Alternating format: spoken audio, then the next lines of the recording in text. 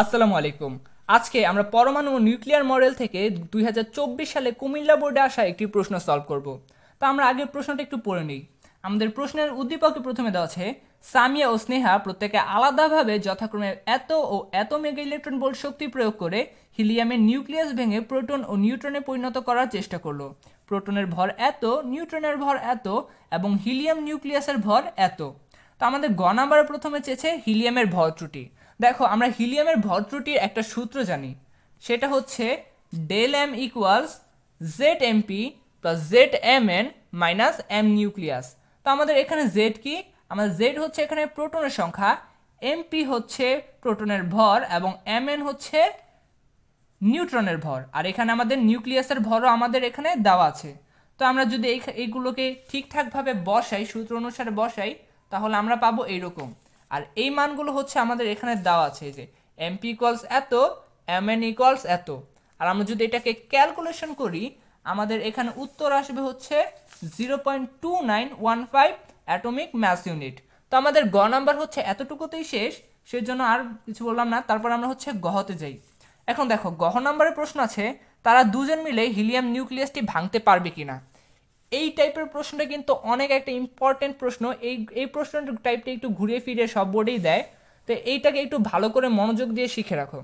তো এখানে আমাদের যেটা করতে হবে, একটা জিনিস আমাদেরকে সবসময় মনে রাখতে হবে, যদি প্রয়োগ করা বলের থেকে নিউক্লিয়াসের বন্ধন শক্তি কম হয় তাহলে হচ্ছে নিউক্লিয়াসটি ভেঙে যাবে, আর প্রয়োগ করা বলের থেকে যদি নিউক্লিয়াসের বন্ধন শক্তি বেশি হয় তাহলে হচ্ছে সেটি ভাঙবে না। তো আমরা আসলে গহ করি, 4 নাম্বারটা করি। আমাদের ঘ এখান থেকে শুরু করি। তো আমাদের ঘতে একটা আমার সূত্র আছে, আমরা জানি নিউক্লিয়াসের বন্ধন শক্তি equals delta M C square. এখানে ডেল্টা এম কি, ডেল্টা এম হচ্ছে এখানে ভর ত্রুটি, আর কি হিলিয়ামের ভর ত্রুটি মানে এইটা। তো আমরা কিন্তু এখানে এটা ডিরেক্ট হিলিয়ামের ভর ত্রুটি বসিয়ে দিলে হবে না, আমাদের এই অ্যাটমিক ম্যাস ইউনিটকে প্রথমে কেজিতে নিতে হবে। সেজন্য আমরা অ্যাটমিক ম্যাস ইউনিটকে কেজিতে নেওয়ার জন্য এটাকে প্রথমে এখানে উঠাই 0.02915। এই অ্যাটমিক ম্যাস ইউনিটকে আমরা কেজিতে নেওয়ার জন্য এটার সাথে আমরা 1.66 ইন্টু 10^27 গুণ দিব। আর এটা কিন্তু অবশ্যই আমাদের করতে হবে, কারণ এটা ভুল করলে আমাদের পুরো অঙ্কটাই কেটে দেবে। তো আমরা হচ্ছে অ্যাটমিক ম্যাস ইউনিট থেকে আমরা প্রথমে কেজিতে আনি, তাহলে আমরা যদি ক্যালকুলেশন করি তাহলে আমাদের উত্তরটা হবে 4.8389 ইন্টু 10^29। আমাদের এই মানটাকে এখানে বসাতে হবে, আমরা ডিরেক্ট এই মানটা বসিয়ে দিলে হবে না। তো আমরা এটা বসাই 4.8389 ইন্টু 10^29। আর আমরা সি তো জানি, সি হচ্ছে আলোর বেগ, আর আলোর বেগ হচ্ছে 3.3 ইন্টু 10⁸। আর স্কোয়ারের স্কোয়ার আমরা যদি এখানে ক্যালকুলেশন করি, আমাদের উত্তর এখানে আসবে হচ্ছে 4.3551 ইন্টু 10^12 জুল। আর এককটা অবশ্যই মনে রাখতে হবে জুল। কিন্তু দেখো আমরা কিন্তু এখানে অনেকেই এখানে অঙ্ক শেষ করে দিতে চাইবো, কিন্তু এখানে অঙ্কটা শেষ হবে না, কারণ আমাদের এই জুল থেকে মেগা ইলেকট্রন ভোল্টে নিতে হবে। তো আমরা জুল থেকে প্রথম হচ্ছে মেগা ইলেকট্রন ভোল্টে যাওয়া যায় না, আমরা হচ্ছে একে ধাপে ধাপে যাব। তো আমরা আগে জুল থেকে এটাকে ইলেকট্রন ভোল্টে কনভার্ট করব, এই মানটাকে জুল থেকে ইলেকট্রন ভোল্টে কনভার্ট করব। তা জুল থেকে ইলেকট্রন ভোল্টে কনভার্ট করার নিয়ম কি, প্রথমে হচ্ছে 4.35501 ইন্টু 10^12, এটাকে আমরা যদি 1.6 ইন্টু 10^19 দ্বারা ভাগ করি তাহলে এটা হচ্ছে জুল থেকে ইলেকট্রন ভোল্টে কনভার্ট হবে, সেটা হচ্ছে 1.6 ইন্টু 10^90।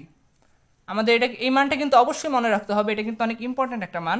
যদি আমরা এখানে ক্যালকুলেশন করি আমাদের উত্তর আসে হচ্ছে 2.72188 ইন্টু 10⁻⁷। তো আমরা হচ্ছে এখানে জুল থেকে ইলেকট্রন ভোল্টে কনভার্ট করেছি। এখন ইলেকট্রন ভোল্ট থেকে আমাদের মেগা ইলেকট্রন ভোল্টে কনভার্ট করতে হবে। কি করতে হবে, electron volt to mega electron ভোল্টে কনভার্সন করতে হবে। তো আমরা এখানে করি, তোমরা একটু বাংলা লিখে নিবা, আমি এখানে শর্ট ফর্মে লিখে নিয়েছি, তোমরা এটা করবা। তো আমাদের ইলেকট্রন ভোল্ট থেকে মেগা ইলেকট্রন ভোল্টে আনার জন্য আমাদেরকে এটাকে 10⁶ দ্বারা ভাগ করতে হবে।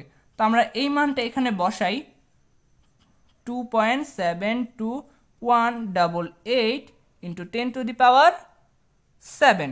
আমরা এই মানটাকে যদি এখানে বসাই তাহলে আমাদের উত্তর আসবে হচ্ছে 27.2188 মেগা ইলেকট্রন ভোল্ট। এখন একটা জিনিস খেয়াল করো, এই মেগা ইলেকট্রন ভোল্টটা হচ্ছে 27, আর আমরা যদি আমাদের প্রশ্নে কত দেওয়া আছে, সামি ও স্নেহা উভয় কত প্রয়োগ করলো, একজনের প্রয়োগ করলো 22 এবং একজনের প্রয়োগ করলো 25, অর্থাৎ তাদের প্রয়োগ করা শক্তি থেকে আমাদের নিউক্লিয়াসের বন্ধন শক্তি বেশি। তাহলে কি তারা কি ভাঙতে পারবে? তারা হচ্ছে ভাঙতে পারবে না। তো আমরা এখানে লিখে দেই, সুতরাং সামিয়া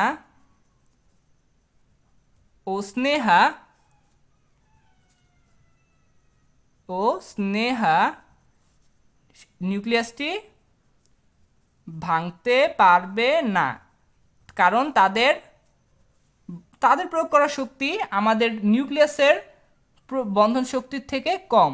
যদি তাদের প্রয়োগ করা শক্তি আমাদের নিউক্লিয়াসের বন্ধন শক্তি থেকে বেশি হতো তাহলে তারা নিউক্লিয়াসটি ভাঙতে পারতো এবং তারা প্রোটন ও নিউট্রনে কনভার্ট করতে পারতো, কিন্তু যেহেতু আমাদের নিজেদের বন্ধন শক্তি বেশি তাহলে তারা ভাঙতে পারবে না। আশা করি বুঝতে পেরেছো।